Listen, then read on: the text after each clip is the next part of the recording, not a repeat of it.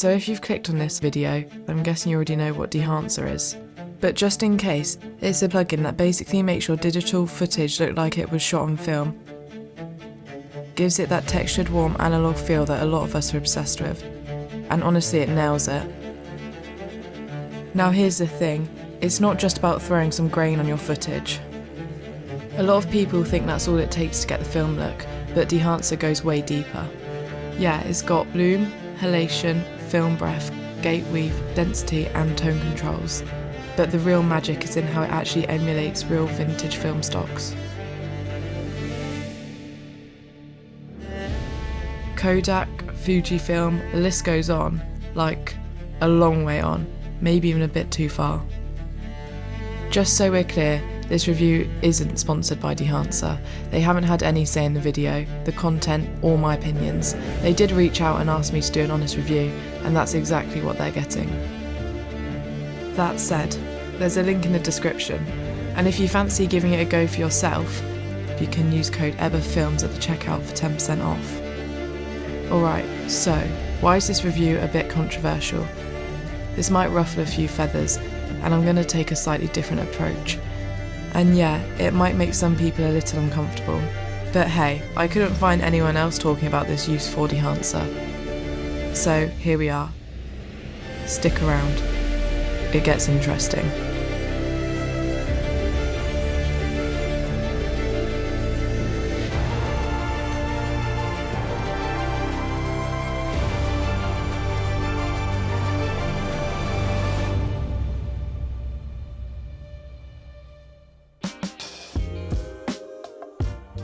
Dehancer is actually something I've had my eye on for a while. It's not exactly cheap, but to be fair, it's not the most expensive option out there either. There are alternatives. Filmbox, for example, costs about twice as much, and then you've got other plugins that can kind of replicate bits and pieces of what Dehancer does. Even DaVinci Resolve now has a film look creator built in. Plus, Artlist has started releasing some downloadable film look effects too, and honestly, some of them come with decent features and customization options. I do use both Final Cut Pro and DaVinci Resolve regularly, but for this review, I'll be focusing on how Dehancer works in Final Cut. It's also available for Premiere Pro, After Effects, Photoshop, Lightroom, all the usual suspects. They've even got a mobile version for iOS, so iPhone and iPad users are sorted. Anyway, whether you're on Mac, Windows or even Linux, you're covered. Who's Dehancer actually for? Well, it's definitely a professional grade tool. So if you're an editor, a colorist, a filmmaker, whether indie or working at a higher level, it's aimed at you. If you're really into cinematography and you love that analog filmic look, then yeah, this could absolutely be your thing. Now, it's not something you'd slap on every project. Definitely not for your mate's birthday montage or like cat videos. But if you're working on something that's aiming for that proper cinematic vintage feel, this is where it shines. If you're starting out, it might feel like a bit of a stretch price-wise. But if you're at semi-pro or pro level, then it starts to make a lot more sense as an investment. Now, just so you know, this isn't going to be a deep dive tech breakdown. There are already plenty of solid tutorials out there if you're after the nuts and bolts. What you'll get here is my honest take on using Dehancer in Final Cut, and how it holds up in both a typical grading workflow and a very non-traditional setup I decided to test it on.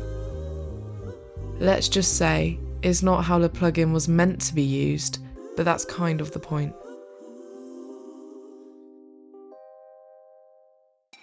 Alright, so just a quick walkthrough on how to get Dehancer up and running, and this will be pretty much the same no matter what video editing software you're using.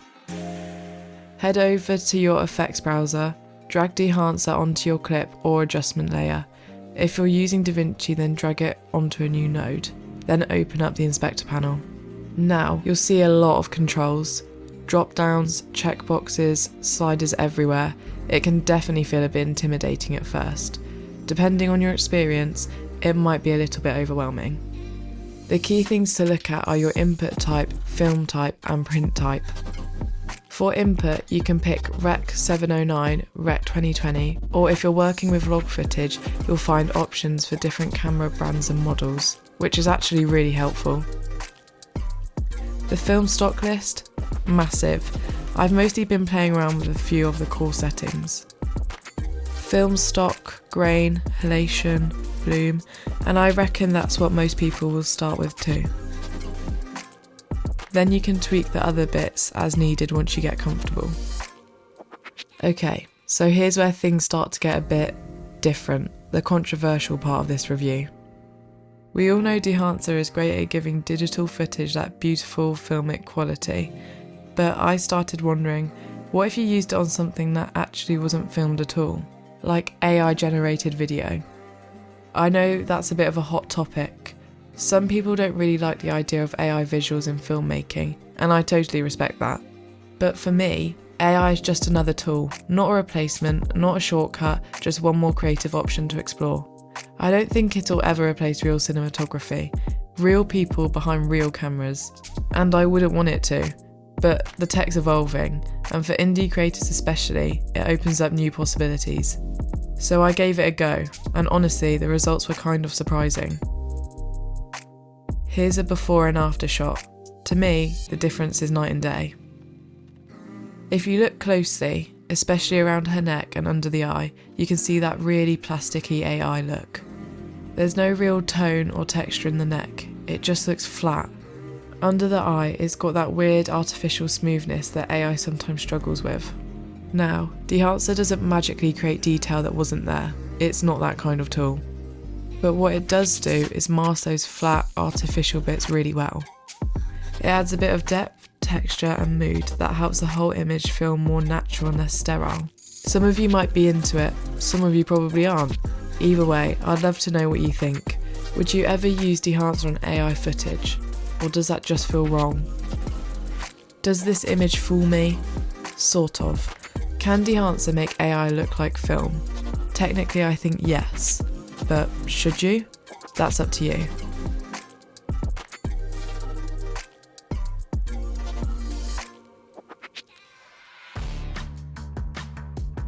Now, while I really like what Dehancer offers, there are a few small things I think could make the experience even better. One of them is film type previews. At the moment, there's no way to quickly browse through how each stock looks. You have to click through them one at a time to see any changes. It's a bit of a slow process, especially when the list is as extensive as it is.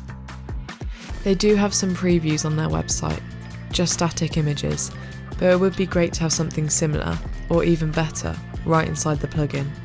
Right now, I would usually just stick to a few go-to film stocks I already know. Another thing I'd love to see is a bit more organisation how the film types are presented. They're all lumped together in one big list. Movie stocks, photography stocks, everything. But the thing is, this info is already separated out on their website, so it kind of makes you wonder, why not do that with the plugin itself? Group the cinema stocks in one section, the still photography ones in the other. It'd just make browsing way easier. Also, when you open the inspector panel, everything is expanded. All the sliders, all the controls, just laid out in one massive scroll. It's a lot. I think it would make way more sense if the main stuff, input, film stock and print type, was front and centre, and everything else could be minimised or grouped into neat sections. Because right now, it does feel a bit over the top for day-to-day use. There's just so much going on at once. Hope you enjoyed this review. If you did, it really helps if you drop a like, leave a comment and subscribe to the channel. I genuinely appreciate the support. If you fancy giving Dehancer a go, you can either use the link in the description or enter the code EBBAFILMS at checkout for 10% off. And to finish things off, here's a little challenge for you in the outro. The following clips and images, were they shot on a real camera or generated with AI? Do you think you can tell the difference? Let's see if you can be fooled. I'll drop the answers in the comments. Oh, and one last thing. Did you notice that all the clips in the intro were AI generated? Apart from one? I'm sure some of you spotted it. But if you didn't, don't worry. It just goes to show how much Dehancer can add that extra layer of realism, even to something completely synthetic. Let me know in the comments if you spotted which one was real. Thanks for watching. See you in the next one.